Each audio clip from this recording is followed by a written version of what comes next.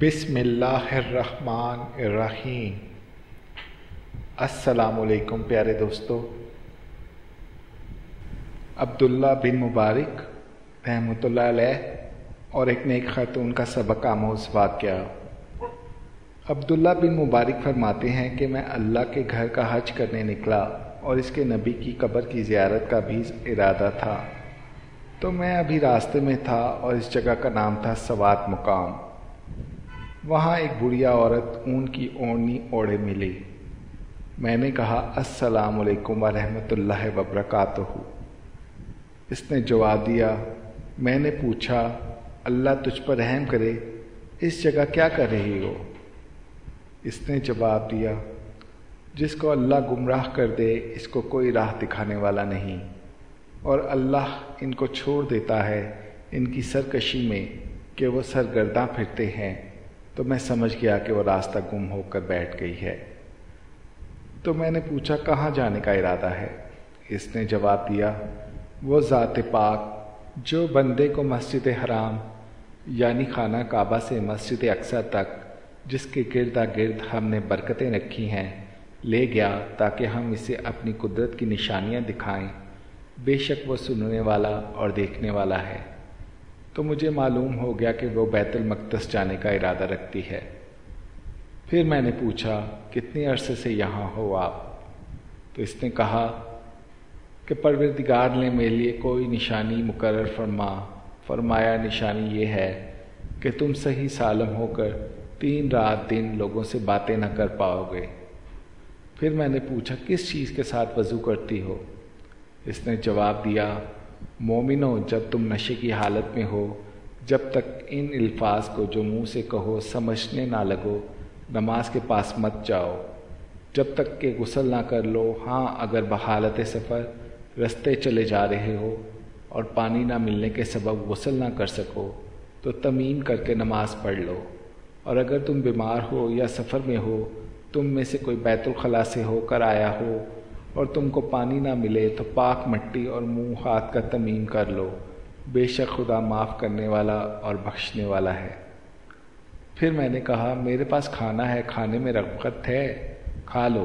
اس نے کہا روزوں کی راتوں میں تمہارے لیے اپنی عورت کے پاس جانا جائز کر دیا گیا، اور تمہاری پوشاک ہیں اور تم ان کی پوشاک ہو۔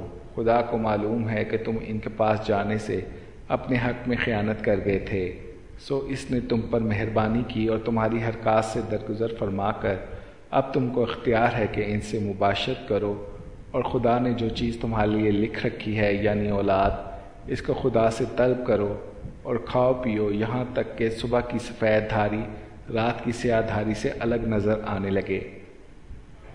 پھر روزہ رکھ کر رات تک پورا کرو، اور جب تک تم مسجدوں میں اعتکاف پر بیٹھے ہو تو ان سے مباشرت نہ کرو، یہ خدا کی حدیں ہیں، ان کے پاس نہ جانا۔ اس طرح خدا اپنی آیتیں لوگوں کے سمجھانے کے لیے کھول کھول کر بیان فرماتا ہے تاکہ وہ پرہیزگار رہیں۔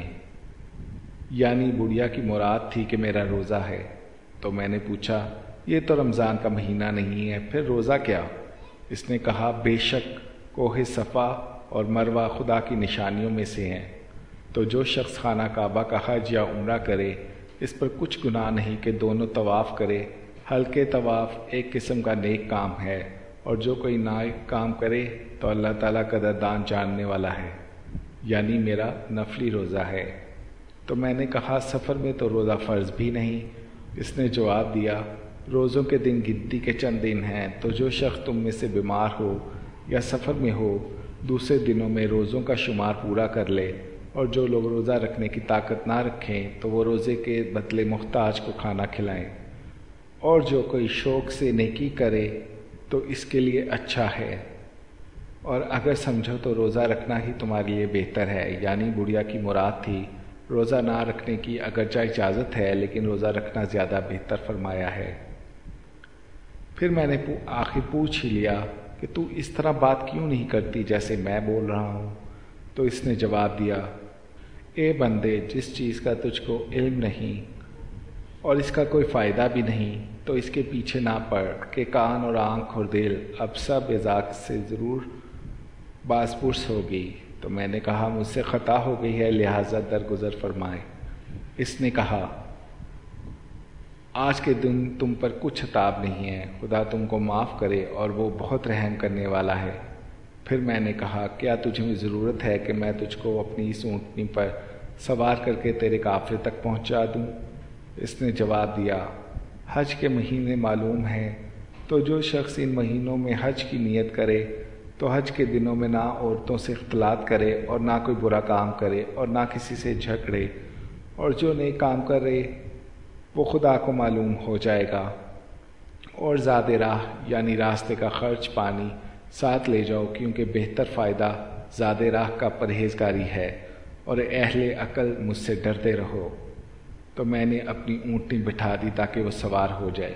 تو اس نے کہا مومنین کو کہہ دیجئے کہ اپنی نگاہیں پست رکھیں اور اپنی شرمگاہوں کی حفاظت کریں، یہ ان کے لیے زیادہ پاکیزہ رکھنے والی چیز ہے، بے شک اللہ خبر رکھنے والا ہے جو بھی وہ کرتے ہیں۔ تو میں نے اپنی نگاہیں پست کر لیں اور اس کو کہا سوار ہو جاؤ، لیکن جب وہ سوار ہونے لگی تو اونٹنی بدک گئی اور اس کے کپڑے پھٹ گئے۔ تو کہنے لگی اور جو بھی تم کو مصیبت پہنچتی ہے وہ تمہارے ہاتھوں کی کمائی ہے، اور اللہ تو بہت سی لغزشیں معاف کر دیتا ہے۔ میں نے کہا صبر کرو، میں اس کی ٹانگیں باندھ دوں۔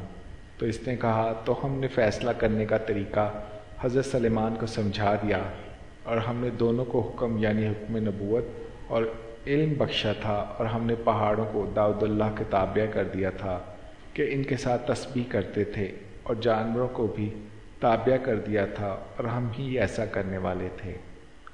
تو پھر میں نے اونٹنی کے پاس پاؤں باندھے اور اس کو کہا سوار ہو جاؤ۔